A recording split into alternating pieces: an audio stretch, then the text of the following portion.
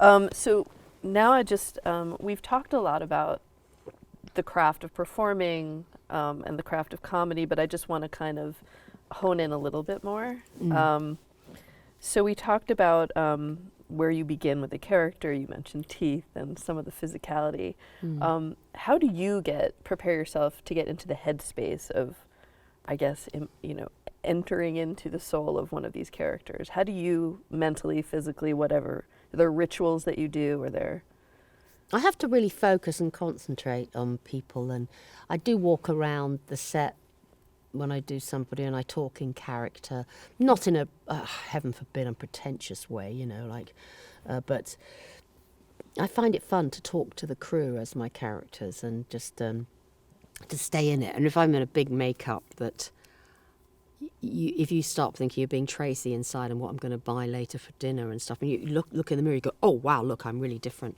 And I mean, I pace myself and I focus the energy in that one moment when I'm going to be that person. And I don't let my concentration slip or my personal life invade, because if I've worked hard to write that sketch, produce that sketch, get it on paper, get that location, get there to that day, and I'm going to give it my all. I can't take my eye off the ball. And everyone's there. You get maybe 20 minutes sometimes to do that sketch, and you've got to give it your best. And I don't like to let the characters down. That sounds corny, but if ever I was Trevor, I'd be like, be Trevor, respect Trevor and be the best you can be as Trevor. And Betty Friedan and Theresa May and everybody. It's like, you've got to give it your focus and not mess around. 2 or 3 takes and I'm done. If I can't get it in the first 2 or 3, then I'm not concentrating. And I've walked to the side of the set and just slapped myself around the face, and come on, what's the matter with you? And you have days you feel a bit off. And as I said, when I fainted on the floor of the makeup room all those years ago and then went out and did this great sketch, you never know you need to be up here. But luckily I've always been I'm not a excessive person. I don't drink. I don't do drugs. For 25 years I didn't drink anything. I'm pretty healthy. I'm a health freak. I really, you're like an Olympic athlete getting ready for these things. You've got to peak on the day. Yeah. So I take it pretty seriously how I am, and try and be good to people around me, although you can't be too nice to the crew. I'm not going to blow up smoke up their arse. You've got to be respectful. But I've seen people behave so badly in this business, been so selfish and rude. I can't believe it. It's like, you're so lucky to be doing it, gathering everyone together. Everyone makes it work. So if I see people behaving appallingly, if I've done big films and things, I think, how do you do this? Why would you be so mean to people? I really respect everyone that does it, because we work so hard, especially in TV. You work these sometimes 16, 17-hour days. And I get to go home first and get driven, and then some, poor assistant sound guy or something is driving off to Granada Hills at 3 a.m, exhausted. You just realise it takes such a big team to do it all. Always had lovely crews. It takes a big team. My husband taught me that. He was such a good producer. He did look after everybody and respect everybody. And I think it's about that. What are there certain traits that you would say are important in a leadership role, like when you were the EP of your own shows, on how you assemble a good team that's going to work with you? I mean, what have you done to enhance your leadership skills or role? What's important? Know what you're doing, know what you're saying, mixing it up. My husband, yet again, taught me how to, he really liked women. He really promoted a lot of women, men too, but, a good mix. And he wasn't boys' club. He really, Stephanie Cohen, a good producer now, he found her in just someone's assistant and realised her qualities. And you've got to have tenacity and you've got to be good to people. He always assembled a good team. And if it wasn't working with someone, he was very good at firing people, letting people go respectfully. This is not working for you. It's not what you want to do. We can see that. So I hope you get to do what you want to do. And thank you very much. I would have been much more... could you come in? It's terribly difficult. Well, I learned how to... Brevity. Brevity is important. And be definitive. Know what you're doing. Plan well ahead of time. And all those things. Planning is so important. A good script is so important. If you don't quite know what you're doing, oh God, it's the worst. When you write, what's your process? Do you type? Do you longhand? Do you record yourself? I mean, what's your actual process for writing? All of those things. Yeah. I tend to write in longhand because Jerry Belson always did that, the late, great Jerry Belson, because he said I cross it out less and therefore I go with my first instincts, which can be funnier and better. So I always write things out longhand initially. Like I wrote a whole sketch about Brigitte and Emmanuel Macron because I wanted to be Brigitte. And I just wrote the whole thing out longhand. I knew I wanted to be French music in it. I knew I wanted to go back in their past. I knew I wanted to... And I wouldn't let myself put it on the computer because then I knew I'd keep going back and just twiddling with bits and I'd lose it. And I made myself do that. And then I go back and then I type it out. And then sometimes if I really don't know what a character's about to say, I just improvise into a tape recorder.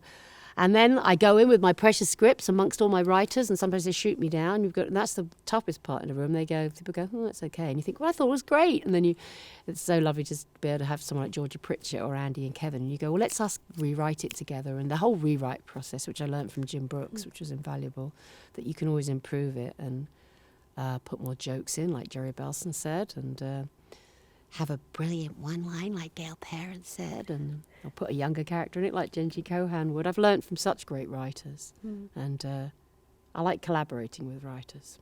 Yeah. Does your process change when you work with another person? Do you kind of do spitball more? I like writing the Angela Merkels with Georgia Pritchett was great because she put in more gags. Yeah, it's just more fun because you're bouncing off each other. You're not sitting on your own in a coffee shop, you know. I do like writing with other people. Have you gotten writer's block? Yeah, it's really hard when you've written like 3 or 4 sketches for your show and you go, oh, that was really what I wanted to do. I got that off my chest. And then there's those bits you have to dig for and search for that are harder. And that's when you find those pieces like the What Were You Wearing and the woke thing, they came very late in the process of the series, actually, when you've got all your big stuff off your chest and you realise that they're the gems. And loads of things you do and you write and you partake it and participate in, and then you think, oh, what was that? Was that any good? And then years later you'll look back and you go, yeah, that was probably the best bit of the show. That meant something. James L. Brooks taught me, he said something quite brutal about the series years ago. He said, look, you do 21 shows. That's the days when you did 21 shows. He said, and if 10 of those are good, that's good. 11 of them might be terrible. He said, that is brilliant. And then he went, and if 3 of them are fantastic, he said, that's amazing. And so that he taught you how to expect, you know, the sort of equations and the percentile of what is good and what isn't. And it's true. And you've got to expect that. But then there's others that are, you know, good too. It's just that to get those really brilliant ones, to get a Mary, that Funeral, the Clown, what the Mary Tyler Moore Show, to get those, and it's really hard. Yeah. To get Takes on the Class System, which pretty much to me that was pretty perfect, most of that, you know. The Class Act with Michael Palin, that sketch where me and him played that. And that's just magic, that stuff. And you look back and you know it's working as you did it, funny enough, some things. But it's, yeah, I've just tried so many things. I've done so many sketches. I've gotten to try so many more things than your average actress that I guess I have a different mindset about it. Yeah. Is there a genre you prefer working in now? I mean, you've done drama, you've done theater, you've done dance, you've done film, you've done television. Is there a platform that you prefer working in? Television. Why? Love TV. Yeah, why is that? Because if it's crap one week, it might be okay the next week. You know, like Jim Brooks said, you know, a few episodes might be not very good at all, and one is just going to be magic. And it's like taking a series of photographs of somebody. You could take a series of 250 photographs, and only 2 will be good. I don't know. Well, you've got to have a bit more of a success rate than that. I love television. Movies are going through a tough time, I think, because of so much good stuff being done on, you know, series on Netflix and Amazon. And a good movie, I'd love to be in a great movie in my life. I've been in some nice ones. I've been in some nice Woody Allen pictures, and Plenty was good. But I've never done a great movie. I'd like to write a 90-minute piece that would sustain, like a Doctor Strangelove, like a Peter Sellers thing, or I don't know if that's going to happen. I mean, I've still got some time left. We'll see. I mean, you've been encouraged from the time you were a little girl by your mother for the windowsill shows. You've had some great champions like Yeah. Jim and your husband. Mm. But how do you maintain that source of confidence? How do you feel like when you go out that you're doing something that excels and is at your peak? Well, I have had some great champions, and we've had some great people to work with. You know, Caroline Norris and Dominic Brigstocke really helped me get the Tracey Ullman show together, and Charlotte Moore and My Family More at the BBC. I've got me. It sounds, you know, at the end of the day, I don't mind. I quite like being me. I know I play all these different characters, but there's definitely a Tracey, and I'm an independent little girl whose father died when I was young, and I just thought I'm going to keep going and doing stuff and pressing on, and I don't look back, and I kind of know when it's working, I think. I've had amazing people to work with. But I'm quite happy being me. And my home life has always been just as important as my work life. I'm not one of those people like, oh, my career is everything, you know. I'm quite happy just wandering around and doing things off duty. And that's how I figure out I want to go back and do a show again. I like being anonymous. Going back to England before I did the BBC show, people, you know, I haven't really lived there for a long time. People have no idea who I am, so I could just sit on the subway trains and study people again without anyone knowing who I was, and that's rather nice. I like being me. I'm very self-contained, very good at being on my own, and sensible. Sounds boring, but I take great pleasure in just observing people.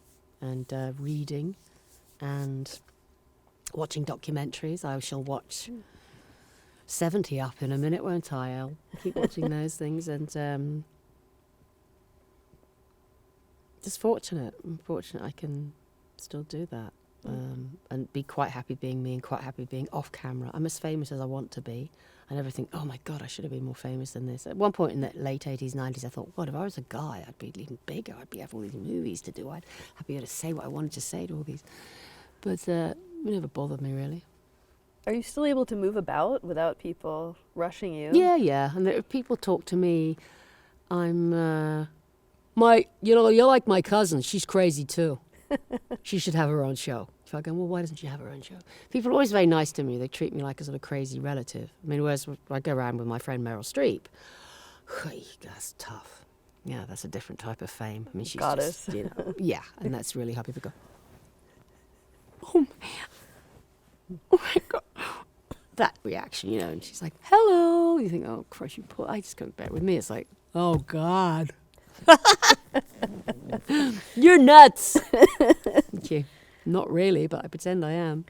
What are some of the characters people come up to you and say, that was my favorite, or this one made me want to perform or become an actor? Ruby Romaine. Really? Kay. People remember Kay. Francesca.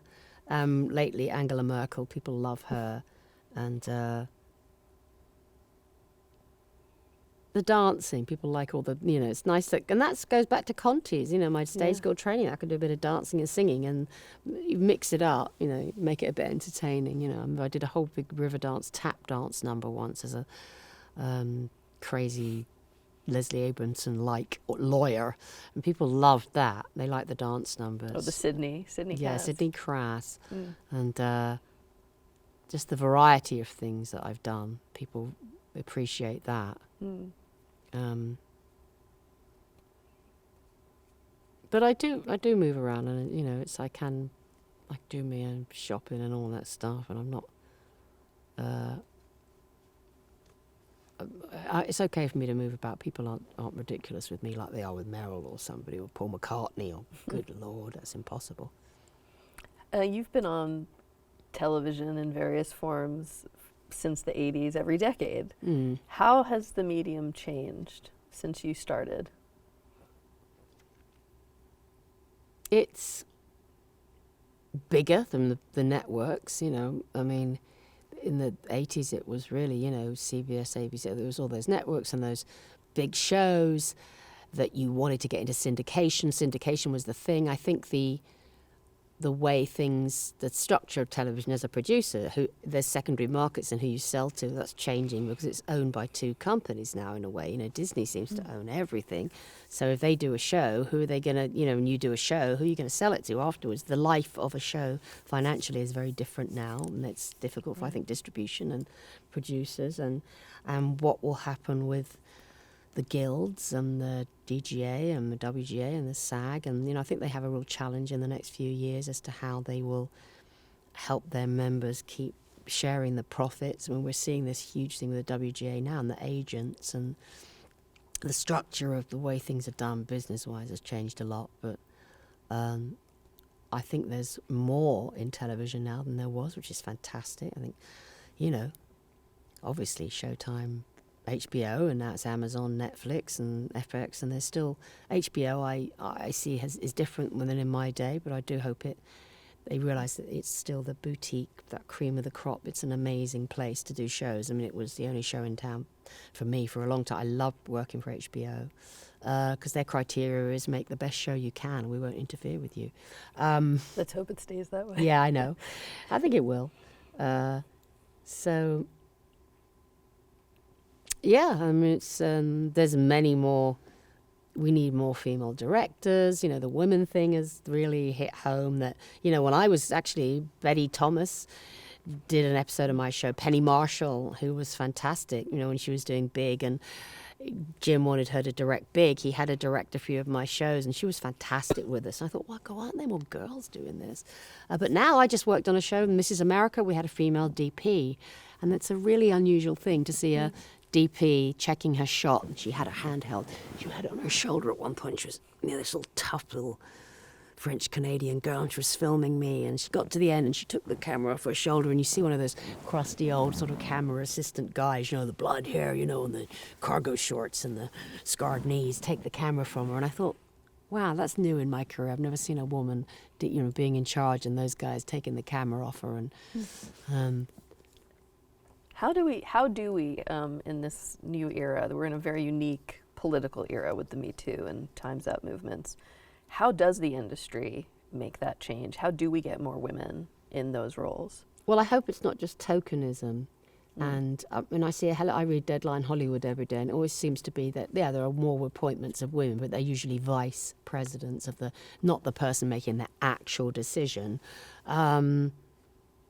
We have to be careful because men are sort of like, they jump on this Me Too thing, like they realise that there's going to be some women take it too far. And it's like, if somebody slapped your ass by the Xerox machine in 1976, you can't really go and destroy someone's life for that, can you? I mean, I'm being really extreme here. There are some really, I mean, to minimise it, some legitimate cases. We've got to be careful. Dave Chappelle, I just saw Dave Chappelle's, show recorded. Well, I saw him do a version of it at the Hackney Empire in London. It was just fantastic. I mean, But he said, just wait. Yeah, be wait careful. To see what they have on me. Yeah. Yeah, be careful. I mean, everyone could be stitched up from any comment they make on social media, and we're all like, there's a hell of a lot more of a paper trail to destroy somebody nowadays. True. But you can't be all women. We just need a healthy mix. My daughter worked for an all-women company in New York for a year and was so excited about that. I'm going to be with all women and we're all going to change the world. And she went, it was the worst job she ever had. She said, women are just as mean at the top and they're in different positions as everyone else, So we just need to keep it fair and integrated and not get too upset about foreseen slights that, have a sense of humour about it, for God's sake. You can't just... label yourself and say, you just insulted my label. It's like, that's just boring, It's like not talking about being a woman for all these years. You could have done that, but then that's kind of, we're not getting any dates. Everyone constantly wants you to be on panels of women in film, women in television, talking about being women, and I've always shied away from that sort of stuff. I go, I want to talk about everybody. I don't want to just go on about being a woman all the time. Because I've loved so many men who have been so great in my career. I can't just do that women-only thing. Yeah. Who are the performers that you're enjoying today in comedy? Dave Chappelle, like I said, I just adore Dave Chappelle. Does make me laugh, and I know it's controversial at times, but he's just genuinely funny, adorable, and he's just lovely to me. He calls me a gilf. Grandmother I'd like to fuck, and that's funny. That is funny, Dave. He probably means it. And what about, what about women comics? I mean, who's working in the medium now that you like? Who's following in the footsteps? Kate McKinnon is brilliant, and she's a lovely actress too. I thought Tina Fey and Amy Poehler made such a big difference on Saturday Night Live, and what Tina continues to do, and Amy, I just love them. I love the girls in Broad City, because I love that you could do a show about girls being just scummy, slaggy girls, because the girls always had to be righteous or like trying to make a difference. I love that they were just a couple of losers. I did like them. Who really makes me laugh? I don't know, some female comics still, if they try to be too like a man or too outrageous or shrill, it gets boring. I love Amy Sedaris. I think she's completely mental, but I love it. And she asked me to be in her show just before Christmas last year, and I couldn't because I was actually busy at Christmas. And it was such a funny script. I love that there's people like Amy Sedaris out there. It's crazy. It's almost like she's about to knife somebody every 2 minutes, but I like her a lot. I do like that show. It's not anything like I do, but I wish I could do that episode of that show. And I just like seeing good performances from character actresses still. I was a character actress. I wanted to be at the beginning and working till I'm 90, and I still do. I still adore seeing Maggie Smith in anything, and Judi Dench, and I love seeing people like Holly Hunter still having great careers, and Franny McDormand, Olive Betteridge, what was it? Am I getting the name wrong? Kitteridge, thank you. Was fantastic, So, I mean, I just love films with proper characters, and I'm not into all the big action hero movies and stuff like that. It's just not me. I just can't watch anything science fiction or anything. I just like the real stuff. And I look for more comedies that really make me laugh. I mean, Arrested Development, that first series, was just magic.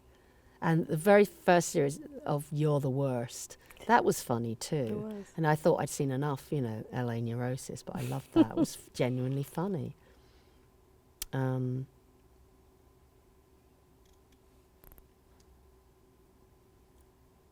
there's always something unexpected coming up, but that's pretty much what I'm watching now. Yeah. You've gotten to work with some of your comedic influences, and even just meeting them. What do you think 6-year-old Tracey would have thought of you working with Carol Burnett? I know. I mean, and they were so kind to me. Carol Burnett was so welcoming to me, and we did that Once Upon a Mattress together, and which was her thing she'd done as a young girl. I mean, what a privilege, and it was just amazing. And I met Lily Tomlin, and went on to, I used to impersonate her, one ringy dingy. And I went on to meet her, and it's fantastic. I did meet Gilda Radner briefly in a supermarket. We were clashed trolleys, shopping carts, and when I started off the Tracey Ullman show, and she was so complimentary about what I was doing, I was like, oh my goodness.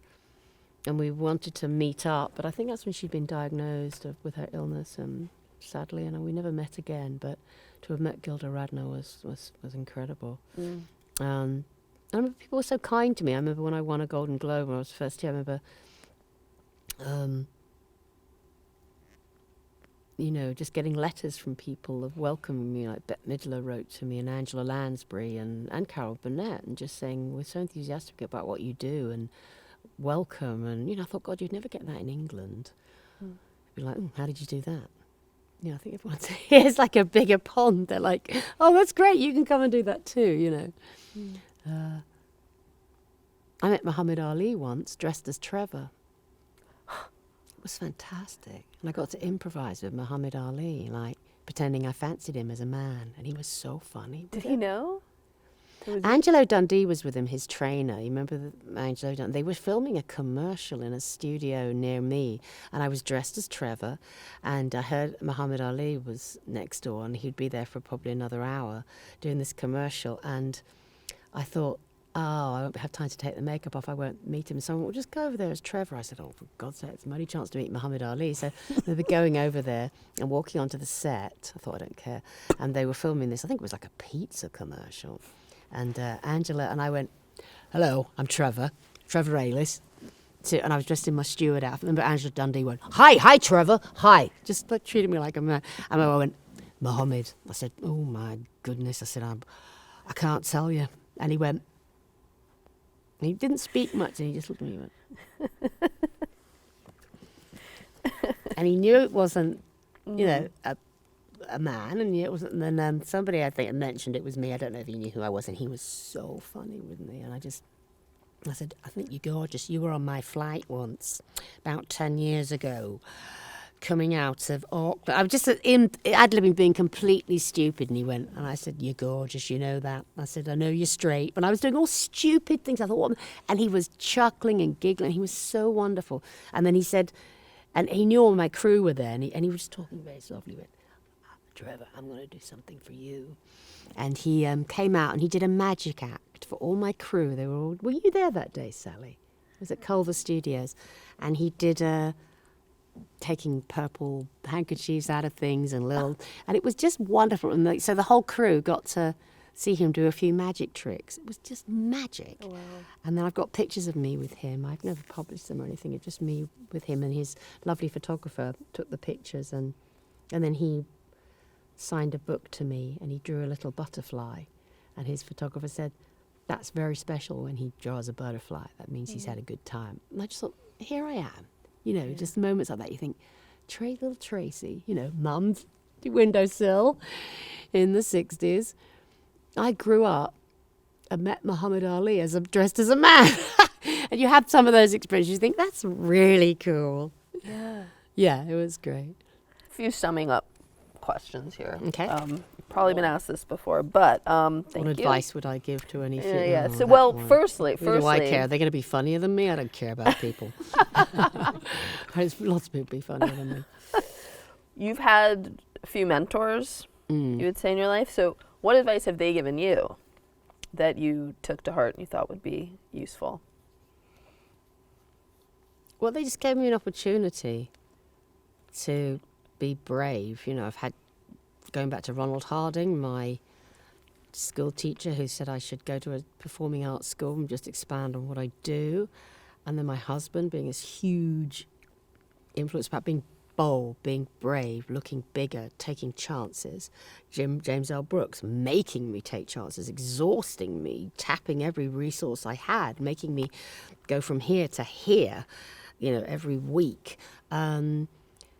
Just to really be brave, be kind of like a kamikaze, just don't let people dictate to you what's funny or what's possible. And it is about being brave and having confidence of being in an environment where you're allowed to do that. My husband providing that, James Brooks providing that, and HBO providing that, being in a sheltered environment like HBO, really.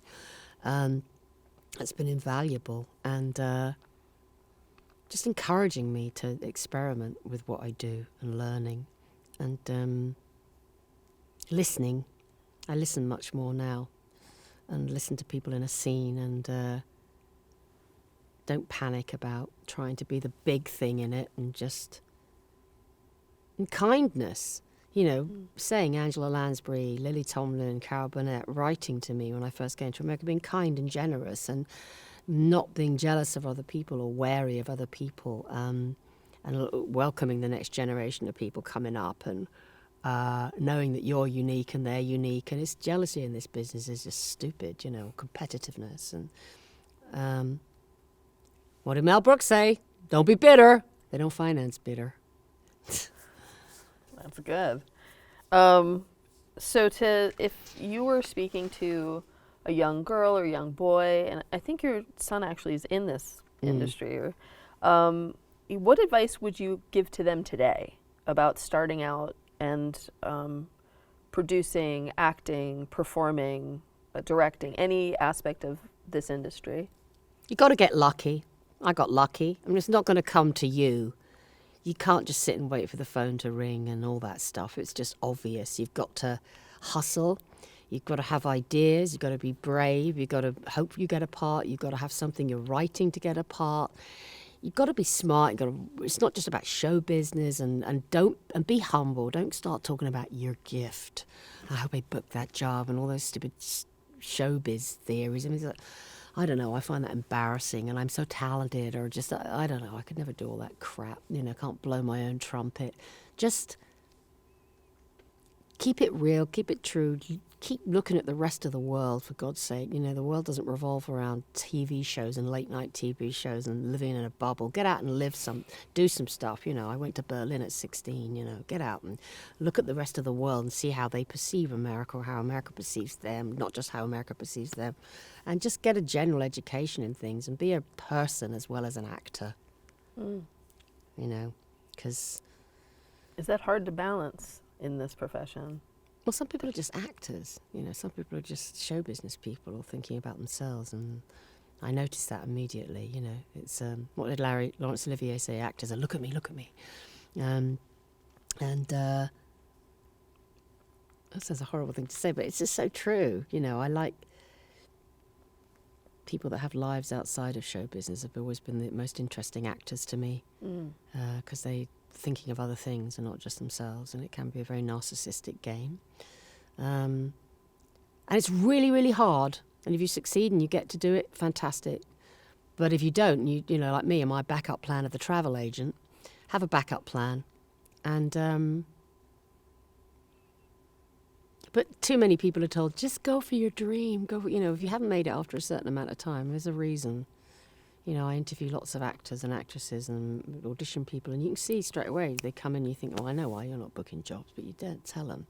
Because there's no criteria. It's not like it's not like passing the bar in law. It's not like solving a math equation. I mean, it's like ephemeral, It's like, is your painting good enough? Is your acting good? It's just a tough thing to want to do. Yeah. But I've managed to do it in my weird way, and I feel very fortunate. Are there any forewarnings towards the fame side of this business? I mean, can you get too far away from those real characters that you're trying to portray and tell their story because you've, achieved a level of success that maybe puts you outside? Yeah, of course. You see people lose touch with the real world, and you're very lucky. You get to...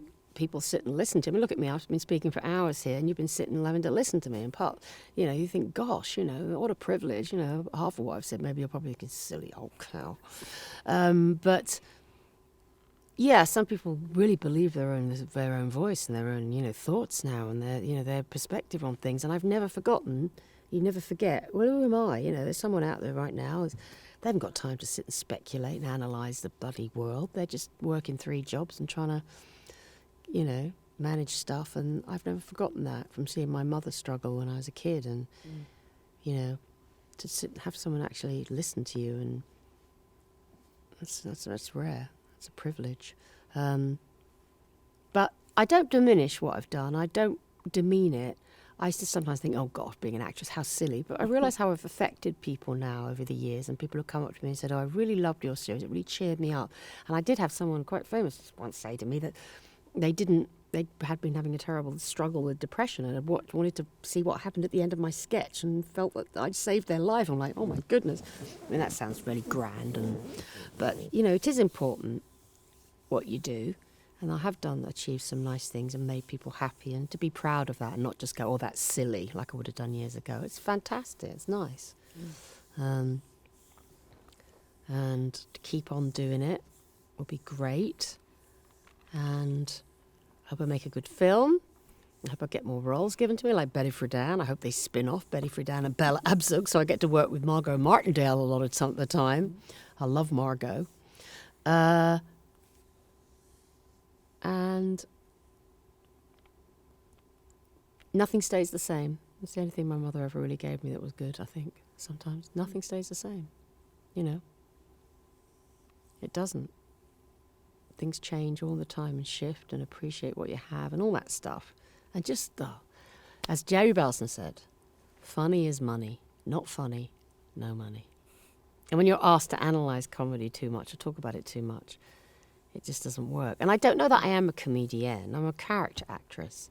I'm not stand-up comic. People seem to think I'm in that group, and I'm not. I'm just an actress. Right. Why have you resisted that term, comedian? Because it diminishes the actress thing, and I'm an actress. And that's why it stopped me almost getting the Betty Friedan part, because comedian makes you sound wacky zany, does like very surface stuff or something. And I'm not. So I guess I'd rather be considered, I remember somebody called me a social satirist once. I thought, ooh, I like that. It sounds intelligent. Comedian is a, you know, I think I just want to sound like more than that. Yeah, it's limiting. It's limiting. It's like Yeah. and they attach the words wacky zany to you, and then you're stuffed. Yeah. Well, we'll stick with social satirist then. We'll go with that. That sounds a bit wanky there, doesn't it? Wanker! Sorry. So we've been doing these interviews here at the Television Academy Foundation for over 20 years now. Wow. What do you think is the value of listening to stories like yours from those who've come before? What do you think we can learn from them?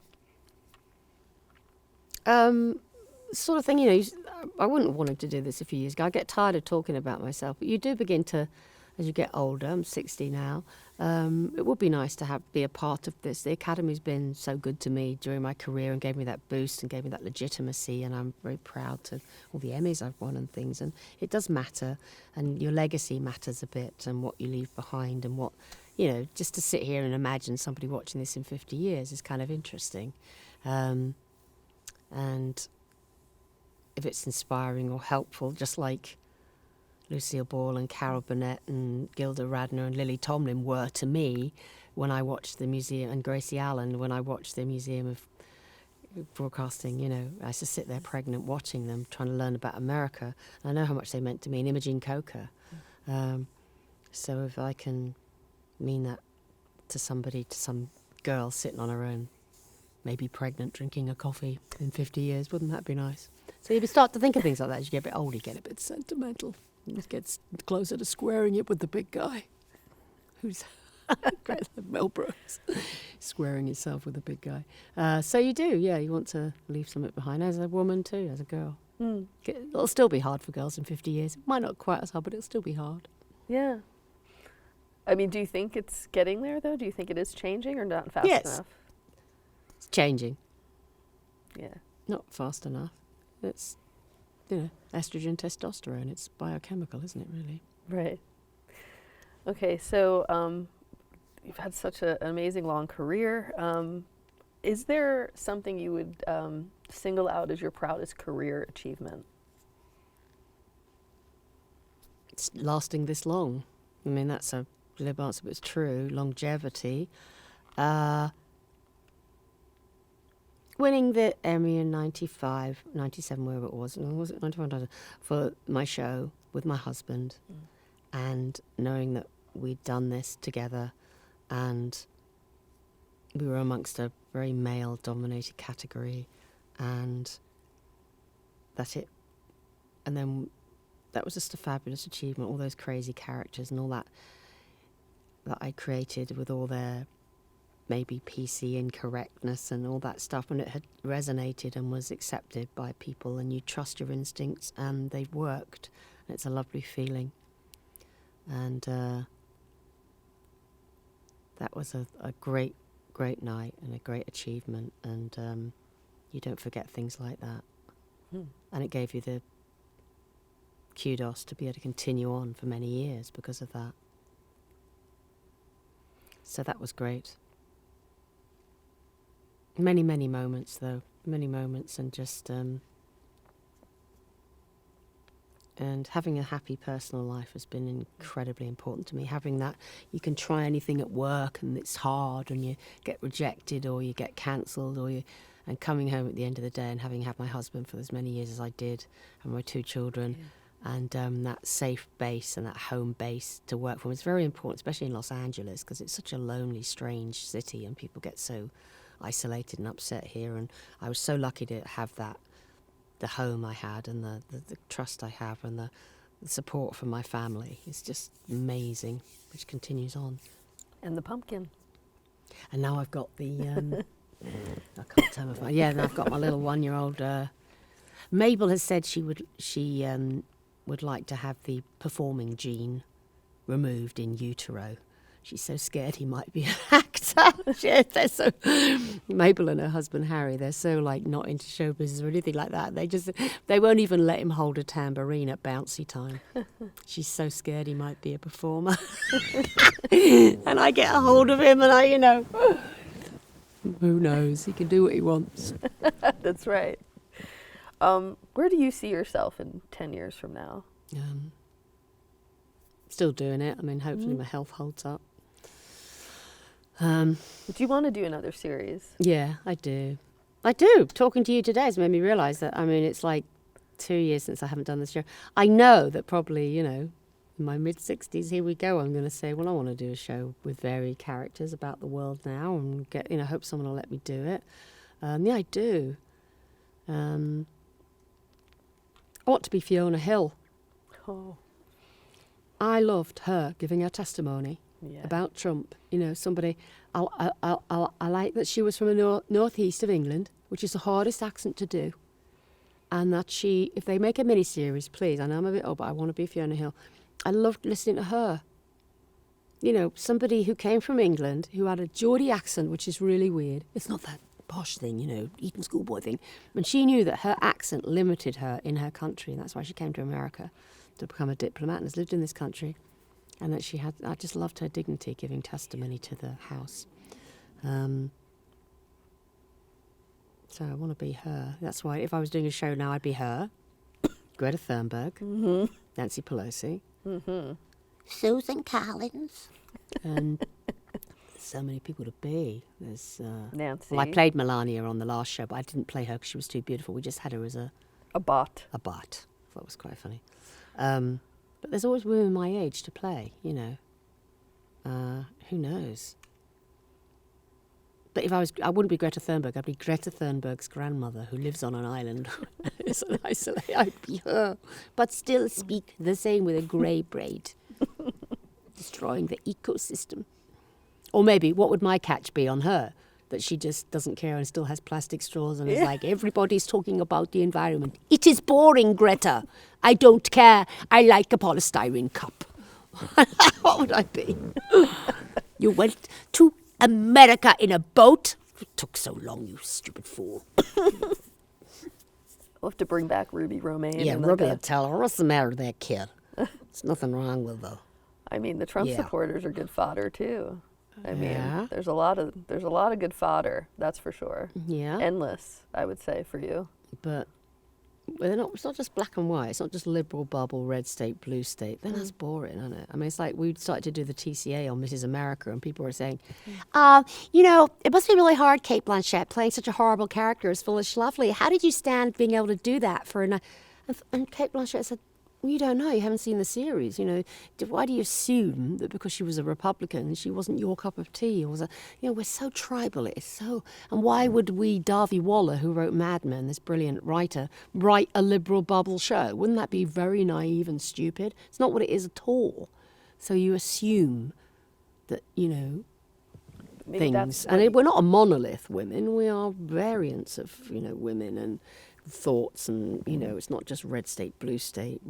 Trump Republicans they're different, who knows? This is an election year. Can anybody see a presidential nominee amongst the Democrats? It's scaring the life out of me.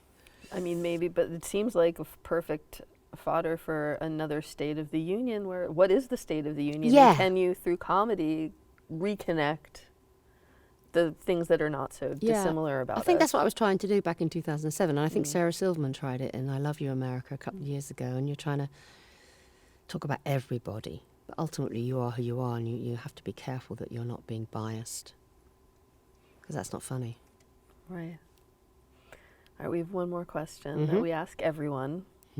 How would you like to be remembered?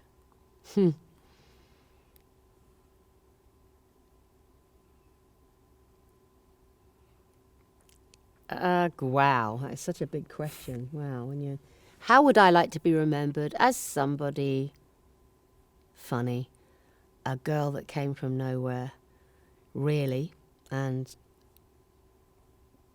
achieved something by hard work and persistence and luck and someone who's loved people, genuinely loved studying people and believes in people and has great affection for the struggle of life. Somebody brave.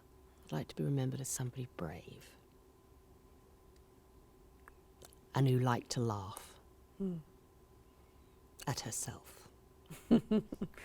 Thank you, Tracey Ullman, for allowing us to laugh with you, at you, and I really hope that series happens because I think we need you. I've got another one in me, yeah, definitely. Thank you very much. I've really enjoyed myself. Who Thank knew I you could so much. And should we all just go home now? go home? Does it sitting down now? I could get up and jump, but go home. That's the Trevor go home. Go home. Oh, bless his heart. I love Trevor. Thank you so Thank you. much. Thanks very much. Hope, Thanks, everybody. I hope it was enjoyable.